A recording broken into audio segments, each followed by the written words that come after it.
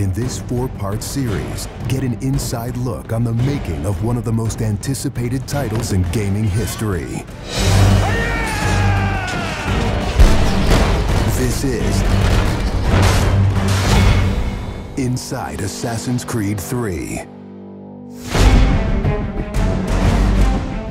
Ever since Europeans arrived in North America, they had been involved in shipping goods back and forth across the Atlantic Ocean. In order to make this economic system work, the British tried to control the goods that are going to the colonies. And it was those goods coming back and forth which made a few places on eastern North America important. Whether it's the Boston Tea Party or the Boston Massacre. Fire! We have these big historical events that we can situate our game around. All of these events that people have a rough understanding of, but they've really never experienced.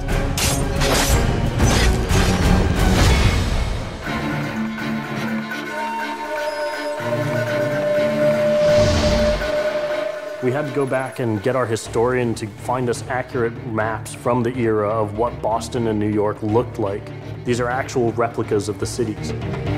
If you're familiar with those cities, you should have that sort of eerie feeling of finding familiar sights. We really wanted to push the animations and just make it look like it's a real living world. As you walk through the crowd, you'll also see animals in the streets. They'd have a pig, they'd just clip his ear in a certain way, and they'd let him go in the street. And then he'd eat garbage, and then when it was time to eat the pig, you'd go and find your pig, and you'd slaughter it and eat your pig. We've got a lot of new ingredients that just bring a new, fresh feeling to the gameplay inside of the cities.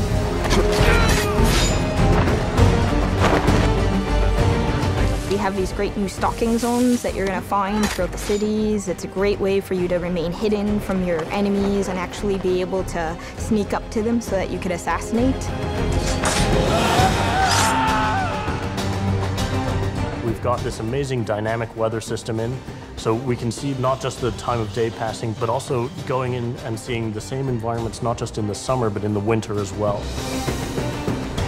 Even though it's a much more condensed area in the city, you actually have to be more careful. There will be carts moving past, so as you're running along the buildings, escaping some snipers, you'll be able to just dive off into a hay cart that's driving past. You'll be able to jump out of that, free run quickly through the streets, through a building, and jump out the other side. See people inside freaking out as you run past through their kitchen.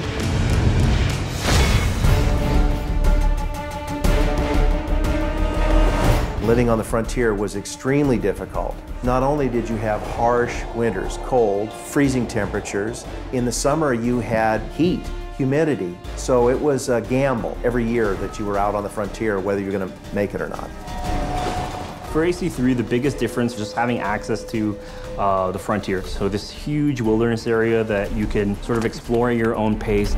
It's a forest, the navigation in a very new environment, in a very organic environment as well. In the frontier, you'll be able to navigate through deep snow, but also snow does impact your gameplay. It will slow down you as well as your enemies. Once we decided that we were going to build the frontier, we realized obviously we need to populate that area. So animals became a very big deal.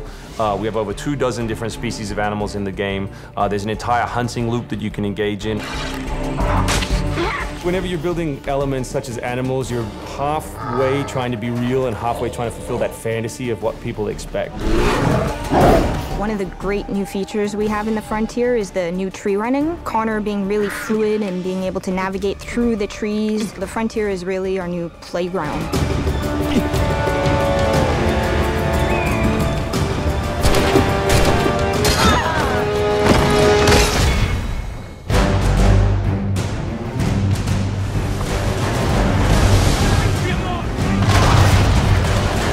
This war at sea was truly a global war and involved not only the British, but the French and the Spanish and the Dutch. Naval engagement of that period was all about closing the distance. Boarding is the end game. You've got to be able to close with the enemy, get alongside, then get on board to steal his ship. You want to take that ship intact if you can, because that's where you get your prize. The prize is whatever is on that ship that you want. Naval warfare was absolutely decisive to success in the American Revolution. Commerce comes by sea, at the same time invaders come by sea. You control the sea and you control the conflict. It's a huge part of the historical period. The revolution is won pretty much at Yorktown by a blockade of ships. You know, we can't ignore this part of the history. This is critical. this is something that we have to do. We started a whole team up just to specifically focus on the naval experience. Naval combat has been a huge challenge. The technology of the wind, the water simulation has been a massive undertaking for the team. Initially, we didn't even think it was feasible because it's a big moving structure. It's a full simulation on high seas where Connor is controlling a ship, he's controlling a crew as well, so he's kind of the master and commander on the ship. Very exciting. I mean, you are on a moving vessel that is very much part of the sea itself.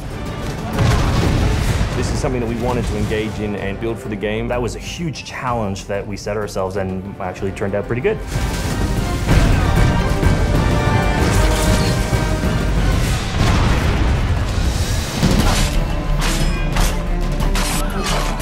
If you haven't played any Assassin's Creed games before, we really think this is a great point to get on board. It is a new story, it is a new character.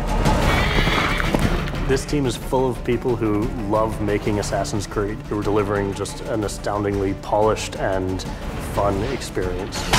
As a creator, nothing gets better. To be frank, it just looks great. Seeing all of this coming together at the end, it's amazing. For new fans, really, this is about as good as it gets. It's by far the biggest and best Assassins yet.